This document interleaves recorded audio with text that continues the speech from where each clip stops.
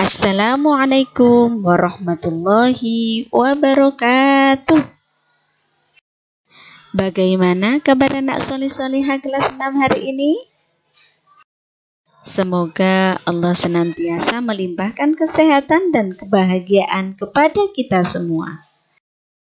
Hari ini kita belajar pendidikan agama Islam dan budi pekerti, pembelajaran 4, ayo membayar zakat, dengan subtema hikmah berzakat bersama Bu Niswatul Faizah dari SD Negeri 1 Kromengan. Sebelum kita belajar, marilah kita berdoa terlebih dahulu dengan membaca doa sebelum belajar. Tadahkan kedua tangan, tundukkan kepala, awali dengan ta'awud. A'udzu billahi minasyaitonir rajim. Bismillahirrahmanirrahim. Raditu billahi rabba wa bil islami dina wa bi Muhammadin nabiyyan wa rasula. Rabbi zidni ilma warzuqni fahma. Amin. Kompetensi dasar yang akan kita pelajari hari ini yaitu memahami hikmah zakat, infak, dan sedekah sebagai implementasi dari rukun Islam dengan indikator menunjukkan hikmah zakat. Tujuan pembelajaran hari ini, yang pertama, setelah pengamatan video pembelajaran hikmah zakat, maka siswa dapat menjelaskan hikmah zakat dengan tepat. Setelah pengamatan PPT dan tanya jawab, maka siswa menyebutkan hikmah zakat dengan tepat. Setelah pengamatan video pembelajaran hikmah zakat, maka siswa mempresentasikan hikmah zakat dengan tepat. Zakat merupakan rukun Islam yang ketiga dan menjadi salah satu ibadah wajib bagi umat Islam. Dalam Islam, orang yang mampu atau memiliki kelebihan harta diwajibkan membantu sesama dengan berzakat atau sedekah. Dua hikmah zakat fitrah. Yang pertama dari dimensi spiritual, berhubungan dengan orang yang berpuasa itu sendiri di bulan Ramadan dengan Allah Subhanahu wa Ta'ala. Yang kedua dari dimensi sosial, akan menumbuhkan rasa cinta kepada orang miskin dan orang-orang yang membutuhkan. Hikmah zakat yang pertama, membersihkan harta dan jiwa pembayar zakat dari sifat kikir, tamak, dan rakus.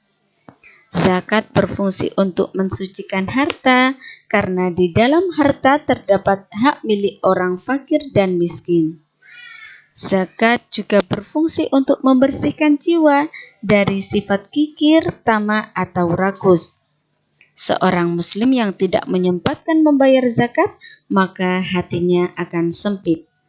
Seorang muslim yang menyempatkan dirinya untuk membayar zakat, maka Allah Subhanahu wa Ta'ala akan memberikan kelapangan hati dan menghilangkan kefakirannya.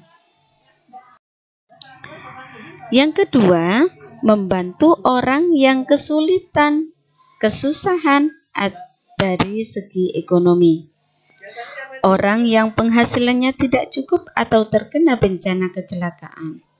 Seorang muslim yang memiliki harta benda wajib membantunya dengan niat beribadah kepada Allah Subhanahu wa Ta'ala. Sebagaimana yang disebutkan dalam Al-Quran bahwa setiap muslim diwajibkan untuk mengeluarkan zakat, baik itu zakat mal maupun zakat fitrah dengan jumlah dan syarat tertentu. Apabila kita menunaikan zakat, maka kita telah melaksanakan ibadah yang diwajibkan oleh Allah Subhanahu wa Ta'ala. Zakat merupakan ibadah yang berhubungan dengan Allah Subhanahu wa Ta'ala yang disebut hablum minallah. Di sisi lain, zakat juga ibadah yang berhubungan dengan manusia yang disebut hablum minan nas.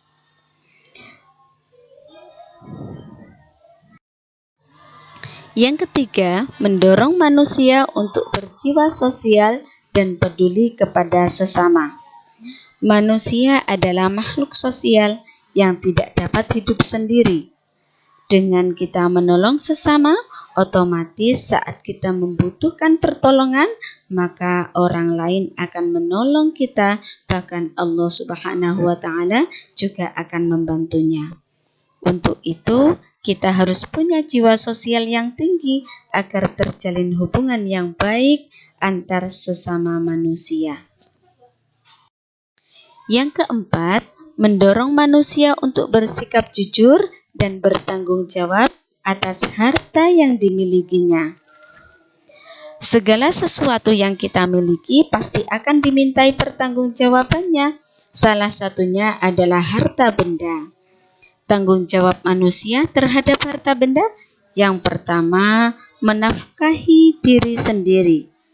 Yang kedua, menafkahi orang yang wajib dinafkahi, seperti orang tua, istri, dan anaknya. Yang ketiga, membayar zakat. Yang keempat, berwasiat untuk wakaf atau hal-hal yang baik. Hikmah zakat yang kelima yaitu mengingatkan manusia bahwa harta dan kekayaan hanyalah titipan Allah Subhanahu wa Ta'ala. Harta adalah titipan ilahi dan Allah mengizinkan untuk dimanfaatkan di jalan yang benar dan bukan jalan kejelekan. Pada dasarnya manusia tidak memiliki harta apa-apa dan pada hakikatnya manusia adalah fakir. Yang keenam, sebagai ungkapan rasa syukur atas nikmat Allah Subhanahu wa Ta'ala. Hikmah zakat bagi pemberi. Yang pertama, menghilangkan sifat kikir tamak, mendekatkan kepada Tuhan, menyempurnakan tauhidnya dan syahadatnya, mendorong untuk bersyukur, memalingkan jiwa dari jalan yang gelap. Yang keenam, menghiasi diri dengan kebajikan dan rahmat. Yang ketujuh, membentengkan harta dan menyuburkannya.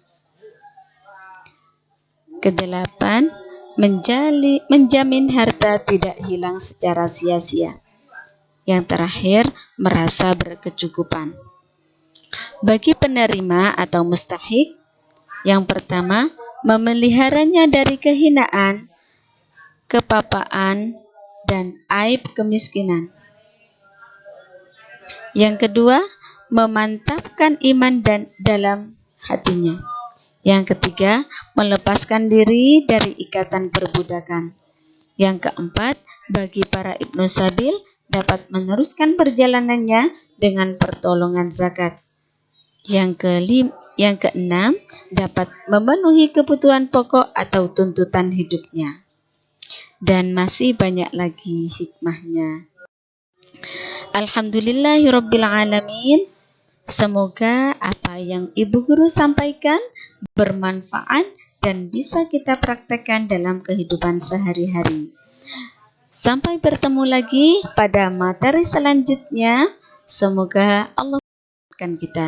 Ibu Guru akhiri, wassalamualaikum warahmatullahi wabarakatuh.